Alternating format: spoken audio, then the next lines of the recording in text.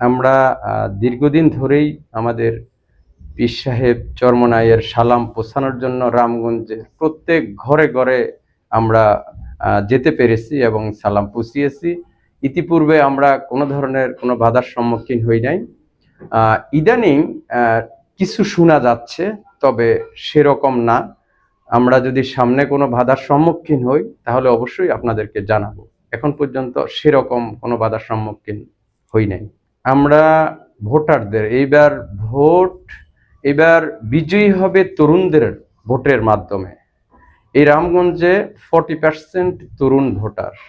আর তরুণরা জানে আমরা দীর্ঘদিন ধরে আমাদের একটা ফাউন্ডেশনের মাধ্যমে আমরা শিক্ষিত, অর্ধশিক্ষিত, অল্প শিক্ষিত তরুণদের নিয়ে বিভিন্ন ক্যাটাগরিতে তরুণদের ডেভেলপ করা এবং তাদেরকে প্রশিক্ষিত করা এবং তাদেরকে চাকরিমুখী করার কাজ করছি।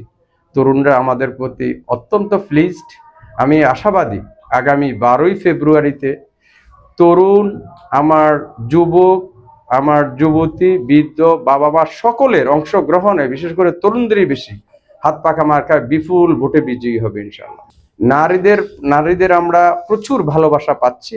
আমরা নারীদের প্রশিক্ষণ দেওয়ার জন্য আমাদের ড্রাইভিং কোর্সে আপনারা জেনে আশ্চর্য হবেন, 2000-এরও বেশি আমার যুবক যুবতী ভাই বোনেরা অ্যাটেন্ড করছে। নারীদের জন্য প্রত্যেক ইউনিয়নে আমরা সেলাই প্রশিক্ষণ চালু করেছি।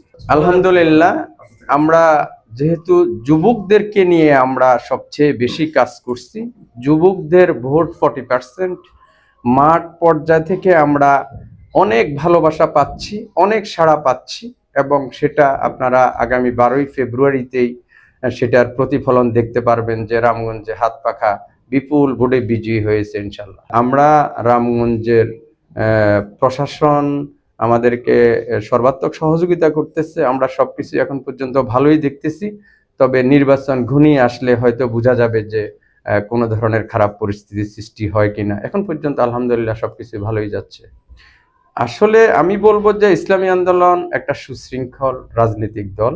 আমরা সবসময় নির্বাচনের আচরণ বিধির প্রত্যেকটা নিয়ম পালন করে যাচ্ছি। আর অন্যান্যরা কে কতখানি করতেছে সেটা আমার চেয়ে সাংবাদিক ভাইরাই ভালো বলতে পারবে, আমি না হয় নাই বললাম। আমরা নিয়মিতই দেখতেছি যে নির্বাচন আচরণ বিধির বিভিন্ন নিয়ম কানুন ভঙ্গ করতেছে, এরকম অনেক দলই আছে। তো যেটা আমার সাংবাদিক ভাইরা আপনারাই সেটা ফাইন্ড আউট করতে পারবেন যে কারা কে কিভাবে করতেছে। পাশাপাশি ইসলামী আন্দোলন একটা সুশৃঙ্খল রাজনৈতিক দল হিসাবে প্রত্যেকটা নিয়ম কানুনকে শ্রদ্ধার সাথে যে আমরা মানতেছি, আমরা পালতেছি, সেটাও আপনারা ভালো করেই দেখবেন, জানবেন। আমরা রামগঞ্জে ইসলামী আন্দোলনের আলহামদুলিল্লাহ কোনো প্রতিপক্ষ আমরা দেখছি না এখন পর্যন্ত। কারণ যুবকদের আইডল হিসাবেই হাত পাখা কাজ করতেছে। যেখানে যাচ্ছি সেখানে যুবকদের ভালোবাসা, যুবকদের উৎসাহ, আগ্রহ, যুবকদের জড়িয়ে ধরা, এতে আমরা মনে করি যে আমাদের এই রামগঞ্জে অন্তত হাত পাখার কোনো প্রতিপক্ষ নাই। বিপুল ভোটে হাত পাখা জয়ী হয়ে যাবে ইনশাল্লাহ।